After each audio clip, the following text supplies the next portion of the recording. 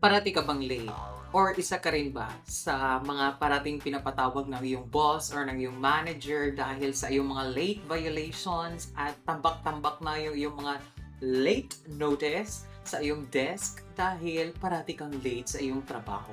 O di kaya isa ka sa mga estudyante na parating late sa pag-aaral, late sa eskwela at hindi ka na nakakapasok ng 15 minutes or 20 minutes sa iyong klase. Huwag kang mag-alala dahil ang video ito ay para sa iyo at huwag ismulin dahil ito ay batay sa isang scientific research ng San Diego State University. So ano pang hinihintay mo? I-like na ang video ito at mag-subscribe na rin at pindutin ang notification bell para lagi kang updated sa ating weekly video update.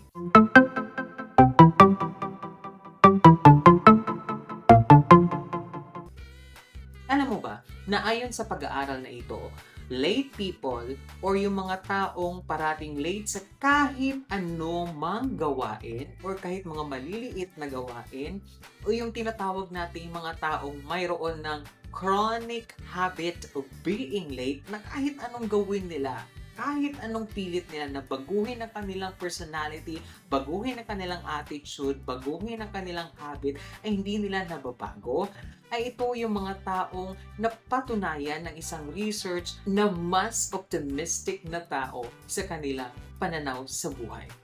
Maliban pa sa pagiging optimistic, sila rin daw yung mga taong mas magagaling pagdating sa kanilang trabaho or sa kanilang body of work, mga multitasker, at ito pa, mas matulungin kumpara sa iilan. Dagdag pa, lateness is often associated doon sa mga taong mayroong type B personality. Ano ba itong mga type B personality? Ito ang mga taong mga easygoing, ito yung mga taong relax, ito yung mga taong madaling pakisamahan, ito yung mga taong madaling maka-adapt sa kanilang environment o yung tinatawag nating mga flexible na mga tao. At dagdag pa ng pag-aaral na ito, ang mga taong may ganitong personality ay may lower risk of heart problems o yung tinatawag nating high blood problems. Pamakin mo yon na ang pagiging late pala at pagkakaroon natin ng type B personality ay hindi lamang productive, kundi healthy. Nakakatuwa, di ba? Kaya sinasabi that in a long run, ang ganitong tao na may ganitong personality ay mas productive compared doon sa iilan na masyadong OZ, masyadong tinitingnan yung mga details, yung parating nagpapaka-stress sa lahat ng mga maliliit na mga bagay. Ngunit ang tanong, bakit mas pinapaboran ng ating corporate world or ng ating mga boss, ng ating mga manager, yung mga taong mga highly competitive, yung nagkakandara pa kahit sa mga maliliit na mga bagay kumpara dito sa mga type B personality ng mga tao?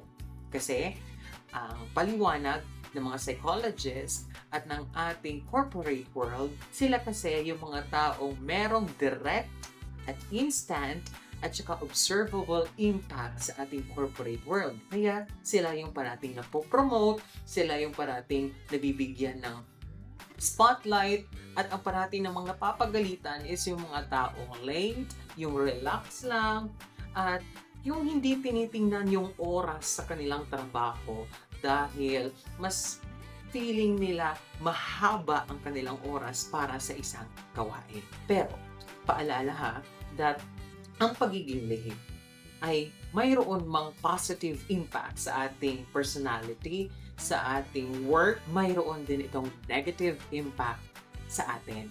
Kaya hinay-hinay rin at saka dahan-dahan sa ating pagiging late kasi maaaring maapektuhan nito negatively yung ating trabaho, yung perception ng ating boss at ng ating manager, at yung ating performance or maaaring yung ating scholastic performance. Pero gayon pa man, ayon sa mga psychologists, ito lang daw ay dala ng ating cognitive and psychological patterns. Kaya ano pang hinihintay mo? I-share mo ang video ito sa mga boss mo at para malaman din nila ang result bakit late ka parati sa trabaho. Biro lang po. Okay, ano pa ang hihintay mo? I-like na at i-share ang video ito at ingat at paalam.